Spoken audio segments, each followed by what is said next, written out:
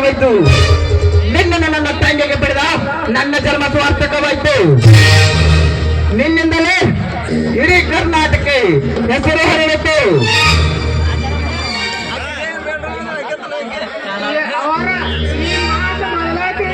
Grand ಆಗಿ ಅದ್ದೂರಿ ಆಗಿ ನನ್ನ ಗ್ರ್ಯಾಂಡ್ ಆಗಿ ಮರಿಲಿ ಮಾಡ್ಕೊತ ಬರ್ತೀನಲ್ರಿ ಅವರವ್ರ. ಅದಿಲ್ಲ ಈ ಸಂತೋಷಕ್ಕಾಗಿ ನಿಮಗೆಲ್ಲ ಸ್ವೀಟ್ ತಂದಿದ್ದೀನಿ. ಈ ಸಿಹಿಗಿಂತ ನಿನ್ನ ಬಾಳು ಸಿಹಿಯಾಗಿರ್ಲಮ್ಮ.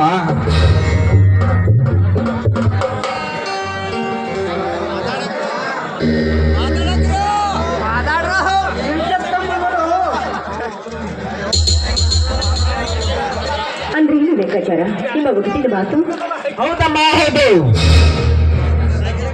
ನನ್ನ ತಂದೆಗೆ ಮನಸ್ಸಿಗೆ ಬೆಂಕಿ ಹಚ್ಚಿದ ಲುಚ್ಚ ನಮಗ ಧರ್ಮರಾಜ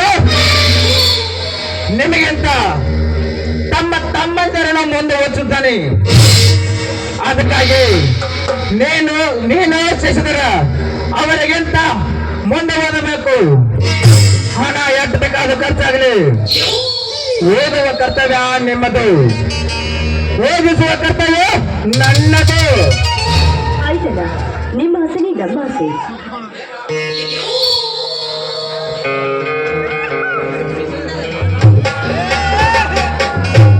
ಈ ಮಾತನ್ನು ನಡೆಸುತ್ತೇನಲ್ಲ, ನನ್ನ ತಂದೆಗೆ ನೀವು ಕೊಟ್ಟ ಮಾತನ್ನು ನಡೆಸಿ ಡಿಗ್ರಿಯಿಂದ ಮುಂದಾಗಿ ಬಂದು ಈ ನಾಡನ್ನೇ ಬೇಗಿಸುತ್ತೀನಿ. ಅಣ್ಣ, ನಮ್ಮ ಮನೆ ದೇವ ಬೂದಿ ಹೋಗ್ಲಿಕ್ಕೆ ಕಾರು ತಯಾರಿದೆಯಾ? ಹೋಮ್ ನನ್ ಮಗ ಲೆಕ್ಕಾಚಾರಿ, ಹೋಮ್ ನನ್ ಮಗ ಬೇರೆ ಡ್ರೈವರ್ ಅಂತ ಹೋದವ ಇನ್ನೂ ಬಂದಿಲ್ಲ ಅಂದ್ರೆ ಬಂದ ಬಿಟ್ರಲ್ರಿ ನನ್ನ ಮಗ.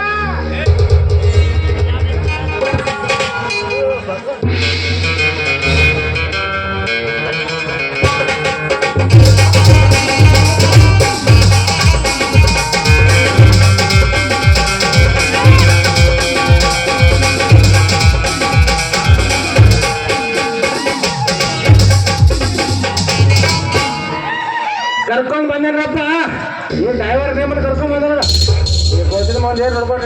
ಇವನೇನಾ ಬೇರೆ ಡ್ರೈವರ್. ಬೇಗನೆ ಗಾಡಿ ರೆಡಿ ಮಾಡಿಸು, ತಮ್ಮ ತಂಗಿ ದೇವಸ್ಥಾನಕ್ಕೆ ಹೋಗುತ್ತಾರೆ.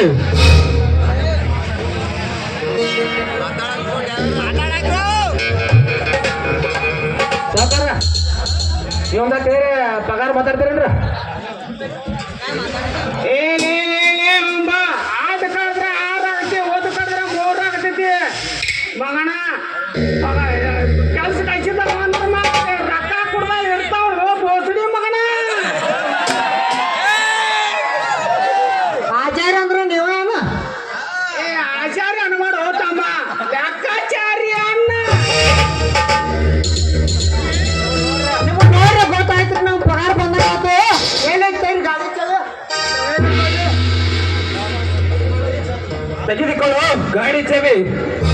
ನೀನೇ ನಮ್ಮ ಪ್ರಾಣವಾಗಿರುವಾಗ ತಿಂಗಳಿಗೆ 10,000 ರೂಪಾಯಿ ಹಣ ಕೊಡ್ತೇನೆ. ಬೇಗನೆ ಗಾಡಿ ರೆಡಿ ಮಾಡಿಸು. ಬಡವರ ಬಂಧು ಆಗಿರುವಾಗ ಅದ ಆವತ್ತಕ್ಕೆ ಸರಿ ಗಾಡಿ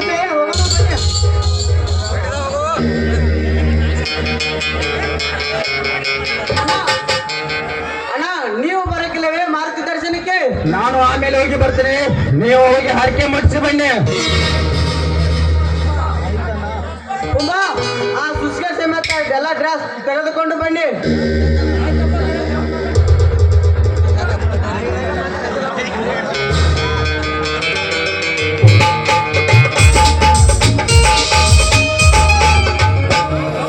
ಹೋಗೋಣ್ರಣ್ಣ.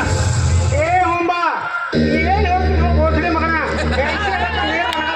ಹೋಗೋ ಬೋಸಡಿಕೆ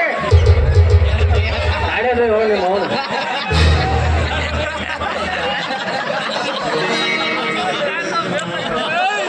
ಬೆಳೆಯಲೇ ಬೇಕಾಗಿದೆ ಲೆಕ್ಕಾಚಾರ್ಯ, ಬೆಳೆಯಲೇ ಬೇಕಾಗಿದೆ.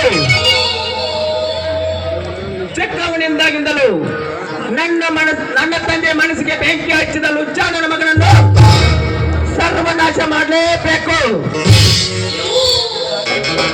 ಅಂದಾಗ ನನ್ನ ಆತ್ಮಕ್ಕೆ ಶಾಂತಿ.